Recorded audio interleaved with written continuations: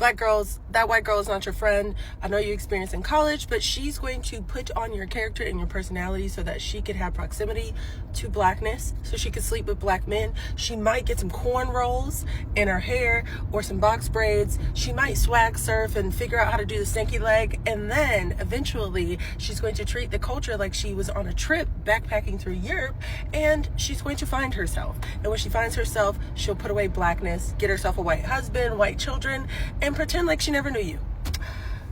Stay careful, stay safe. Bye. So yeah, I wouldn't say that I'm racist. I mean, if that means that I'm racist, then so be it. But me personally, I just severely do not trust white people. I don't trust white people more than I don't trust black people. I don't trust people in general, but I have a severe distrust of white people, even more than black people. Because there's always this little racial bias or racial hint behind it. That's exactly why, like, I would never date outside of my race, bro. I used to, I would never again, bro. Fuck no. Fuck no. Hi, I'm Kylie, and here are 3 things that don't bother me as a white person. Number 1, when a person of color says they don't trust white people, I absolutely understand the sentiment and am not offended if you don't immediately trust all white people. On account of white people colonizing the world and then setting up a system of slavery and not taking accountability for any of the racism, I think this is a totally valid statement. It doesn't bother me because I don't feel like I contribute to the system in this way. Number 2, when a person of color says they don't date white people. Again, I'm not offended by this because even if the white person that you're seeing is really cool, their parents or their family might be crazy. They might be uber racist or come from a really strange environment and family that, quite frankly, you don't want to be involved with. That doesn't make you feel safe, which makes sense. Says 75% of white people have no friends of color at all. This is just a reminder for those of you who think you have black friends or friends of color, I guess, anyone who's not white. If we haven't invited you into our home, you're not our friend. This doesn't account for like kids' birthday parties and stuff like that. Like if we haven't actively tried to invite you over, if we haven't actively tried to feed you in our own home, you're not our friend. You're an acquaintance. We'll treat you with respect. And if our kids don't call you auntie or uncle,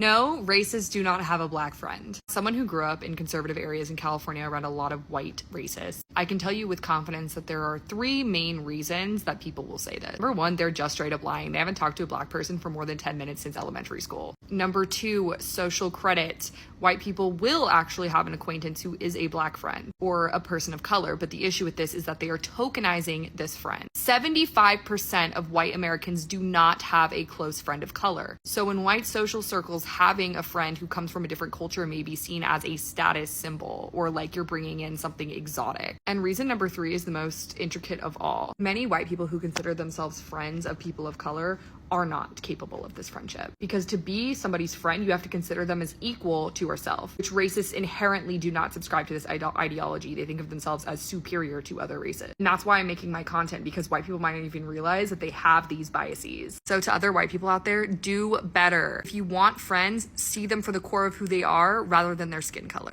Hello lovelies, welcome back to today's episode. When you try to see the way this black white women friendship in common, the way people are trying to explain it, or these black people who been friends in a big group of white people as you are only black person in them, the way they want you to be around them, it is something a lot of people are keep talking about, especially black people. Let's get to hear them very well. Drop your thoughts in the comment section, then we'll come back with more commentaries. Black American men do not get the luxury of being the only black friend in a white group, because early on, even as boys, you learn and they tell you that boys, black boys, are different. A lot of the times our girls get a pass because they are different, but as you age, they make a clear underlining when situations happens, why you are different, and when things happen, why they never speak up on you. The number one problem I have with it is that we don't get taught racial identity or racial politics. A lot of the times we go to these white schools and we don't understand hostility, microaggressions, and when smart things are said, we just brush it off like it's just that teacher. When in actuality, we got to understand a lot of these older prejudiced people have prejudice against black people. And we put them in environments and we don't discuss hostility, racial awakening, and we do a disservice. And then when you get older and you experience your racist moment, it shakes you forever. So I've never had that benefit of being the only white friend because I've known early from a child, especially boys, you learn immediately you are a black man. You will be treated like a black man. And remember, even when a young black boy is 12 or 13 years old and he's bigger, they will treat you like a man and dress you like one. You guys have to understand, when people say, like, we don't want white people in our stuff, it's not like white people are so evil and bad.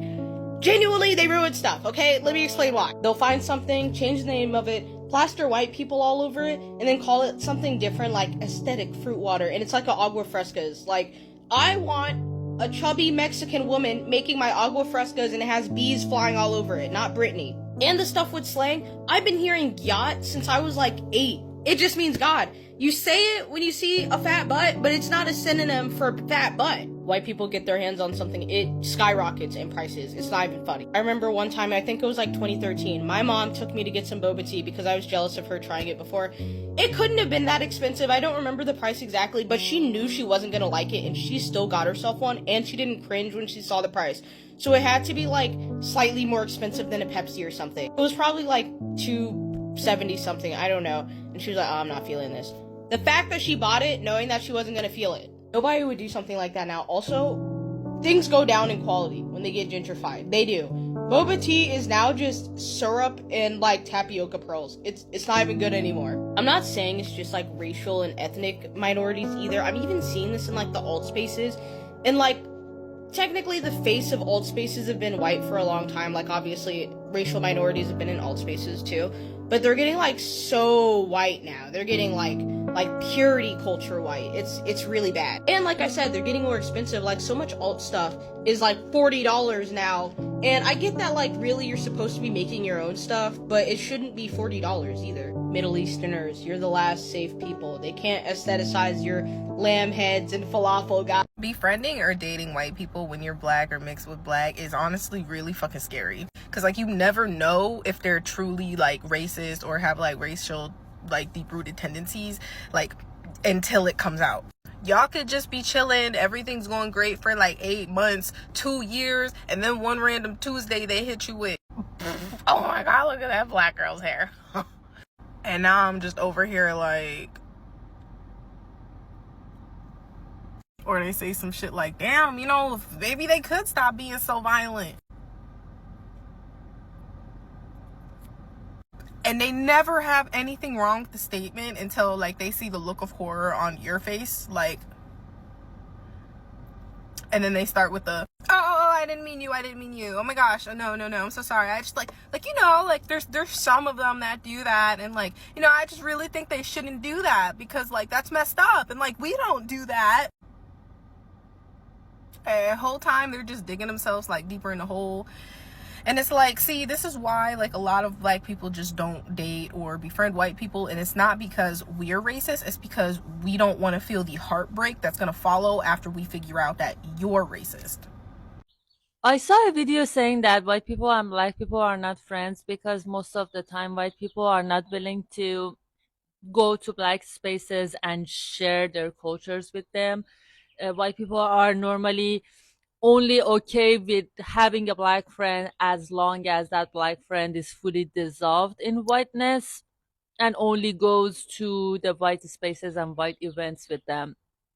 And as a person of color who's living in the United States and has been in lots of white spaces, I went to school, I was in a very white-centric state, and I went to school and I married one, and I have worked with a lot of and I have really lived amongst them. And as a person of color, I want to tell you that for a long time, I felt like I was really accepted amongst the white people, but then I realized I'm only accepted when I act like one. Like my white family, my white coworkers, classmates, friends never ask me about my origin, never want to know more about my culture, never celebrate my events with me. They just want me as long as I don't show 1 ounce of non-Americanness.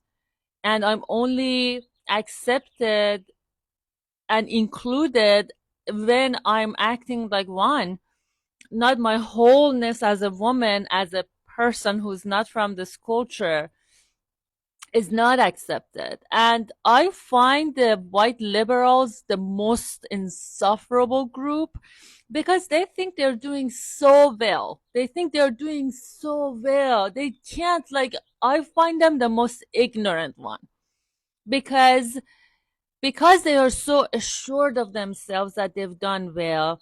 They don't even question how they might appear to other people. They don't question that. One of the biggest realizations I've had as a Black girl who grew up in predominantly white spaces is the fact that A, a lot of your white friends are actually racist, and B, a lot of your white friends are complicit with racism, benefit from it, or are too comfortable with racism to ever say anything. I started to come to this realization during the BLM protests, and this theory has been even furthered with the ICE raids that are currently happening right now. And this complicitness comes in forms of A, having that racist boyfriend that says the N word and is like so awful and will absolutely do nothing about it, or B, never standing up for anything, never saying anything. I'm not asking you to be like a civil rights leader, this, that, and the third. But a lot of white people are very, very comfortable with what the benefits are through racism. So they will never, ever say anything. They will continue to have people in their circle that are very, very racist people. I will never forget growing up when I went to the mall with this girl and she told me something. She was like, I'm so happy you're not like the others. And then I asked her, what do you mean by the others? And she was like, other Black people, like always sagging their pants and just like the way they act and just this, that, and the third. I was appalled. And this is somebody I thought was like a really good friend of mine. This is so normal. A lot of white people have such biased beliefs, such stereotypes like ingrained in them. They don't even think twice about it. I find this phenomenon so interesting because it really shows that at the end of the day, a lot of humans are just out for themselves and are just going to be thinking about themselves. They're not going to speak up for you in a room full of people that look like them. That would take lots of guts. And unfortunately, a lot of people don't have that. I was just in a live where people were talking about if Black women and white women could really be friends.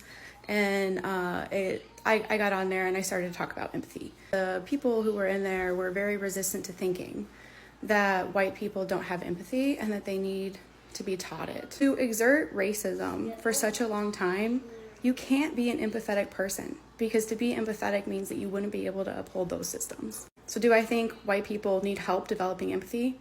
Yes. Yes, they do. Do white people maybe have empathy for animals where they don't have empathy for humans? Yes. Yes, they do. Mom is a hardcore racist biker, vehemently expressing racism through her actions, her words, who she hung out with. And so, yeah, I was not raised to be empathetic. Unless that white woman is able to demonstrate an actual real level of emotional intelligence and understanding of empathy, it is not safe to be friends with them, with us.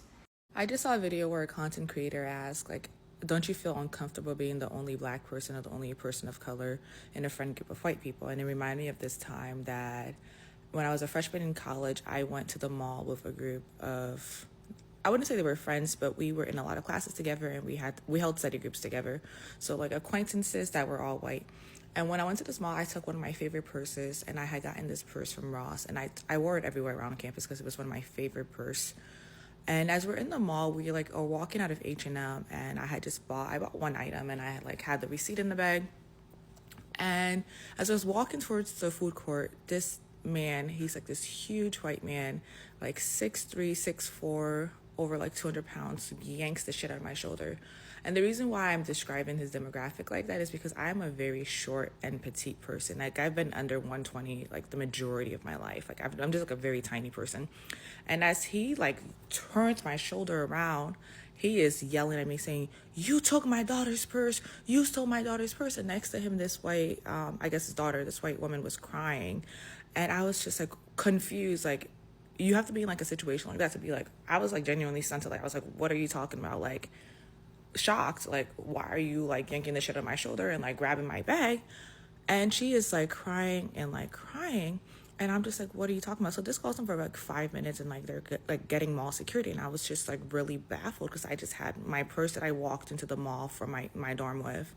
And then I had my one item that I just bought from H&M with my credit card of my name on the receipt and everything.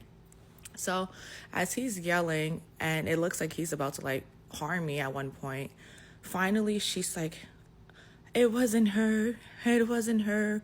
And I was like, what are y'all like? I'm so confused and shocked at the situation. She's like, it wasn't her. She wasn't the one that took my purse. So I'm just like, again, stunted and shocked. And then he tries to apologize, like in like a whisper to me. I was like, no, like you literally just like assaulted me and over my own purse and my own item. And I'm just like, why would you, out of a group of every single person that I'm with here, assume that I'm the one that took your daughter's stuff? Or even, yeah. So why I'm bringing up this story is because the entire time, every single white person at that table was muted. No one said anything. No one tried to intervene and be like, what are you talking about? And the whole time I was with them, they watched me walk into the car with my purse.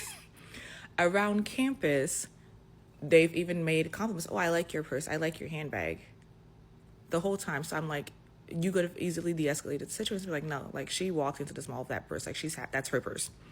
And to make matters worse, like they like took my purse, like security day, and they found like my college ID, my purse. Like I had like things that are personal identifiers for me. And I was like, when would I have the chance to put my shit in your purse? I'm like, you can check the cameras. Like I literally walked on this purse. And I'm saying that to say that really could have been a situation where I was hurt. And I feel like in that moment, I knew I would never just have a friend group of all like white people because they were all very silent. Nobody even like acknowledged it afterwards. It was just like, oh, like it was just a mistake. And I was just like, yeah, that's very uncomfortable. Like I to this day, I don't feel safe in a group of only white friends, white people. Like I refuse to put myself in that situation because I'm just like, you've got to learn once. When you try to see the way this black white women friendship in common, the way people are trying to explain it, or these black people who been friends in a big group of white people as you are only black person in them, they are trying to let us know it's not easier to handle them. These people, when you are trying to be friend with them, you need to be like them. They want you to look like them, to talk each and everything they want you to talk. You need to be to feel that whiteness. You need to like what they like. They will never allow you to behave like you feel in your culture or to show your culture. This is something a lot of black people are keep talking about because this experience is something which proves what black people has been saying, that it's not easier to trust white people no matter what, no matter anything you could do for them. They have their own tradition and the culture. They have their own mindset. They have the way they think about the people of color. And this is something most of them you can't change about it. No wonder when we are talking about this friendship, I don't know why some people would be so surprised. If people has been there for decades showing that high level of hatred, showing that they don't like you, if they disappoint you, be your friends, I don't think it's something even you would even take it as an offense. If someone is always sitting there showing, if to be with me, you need to show that you want to be like me. I don't want to be like you. I don't want to come to your place, but for you, you will need to come at my place. Whenever I want something from you, you need to help me. This is what white people are trying to express, that they will value animals more than having sympathy at any human being. For them, if you are with them, they have something they want from you. If they get that things, you are going to see their true color. Most of them, they are going to walk away from you. That friendship is going to be on stop. This is something black people need to know, that though you are allowed to be friends with each and everyone, but at the same time, people need to be very careful. Don't be somewhere when you are not needed? Why would you force a friendship which is almost impossible? If someone is sitting there trying to show that, come in my party, you need to understand, you need to like what I like, but you will never see them trying to ask you what you like. They will never even try to know more about your history, black history here and there. When you try to hear this woman trying to say 75 of white people, they don't have friends with the people of color, this is something even alarming. You should ask yourself, why these people, they grew up almost 75, not have that in mind to have black people as friends? And yet black people, you will see them sitting there saying, oh, we want to be with you, white people, let's be together, let's unite together. No matter how you could be nice, no matter how you could be kind, let's get to know people you should be with. If you have a white friend, that's well and good for you. But when you hear some people sharing their experience, you need to understand that things may change anytime, any day, you don't know. These white people, when you hear them talking the way they are trying to say, we could be friends with the people of color, but don't be above our value, don't exceed than us. We don't want you to succeed more than us. We just want always to see us as superior, and you be in the middle. When you are a successful black people, that friendship is going to block. It's going to block because they can't afford to see you progressing. This is something which is going to make you jealous more and more. If you have this white girlfriend in college, in high school, try to understand what these people are trying to explain. What these people, they want from you is what they gain from you, is what you are doing for them. Once that things is done, no, they are done with you. When you are just here thinking that these are good people, I don't understand why people don't want to hear about them. No, we are not trying to bring division. We are trying to share these stories for education purposes according to the experience these black people are sharing. When you try to hear them saying, be careful, be careful of whatever you be with. You have heard that story with that black lady who went in a white people's overnight. They found her dead. They couldn't even explain what really happened to her. Till death, no justice for her. How come someone will call you on her overnight and finally they found you are lifeless? What's the meaning of that? And when you are in their groups as a black people, if you are alone, they are going to keep staring at you as if you have done something abnormal. And you have heard this black lady is trying to say, I've been in this party of these white people, and when something got missing, they came to search my car and my bags. And yet for me, I thought they are my friend. They can't do something like that. But instantly, they learn to me to check each and everything, saying, it's me who steal each and everything. Imagine, no matter how, no matter what you could do, they have that mentality. They know about you that black people, they are like this, they are like that, and you can't change anything like about it. No matter how kind or how good you could try to show them, they will always have that perspective about the people of color. That's it. Guys, let me know what you think today's episode. Drop your thought in the comment section. If you have a white friend, do you think what these people are saying is true? Share your thought in the comment section. Thank you for watching. See you in my next episode.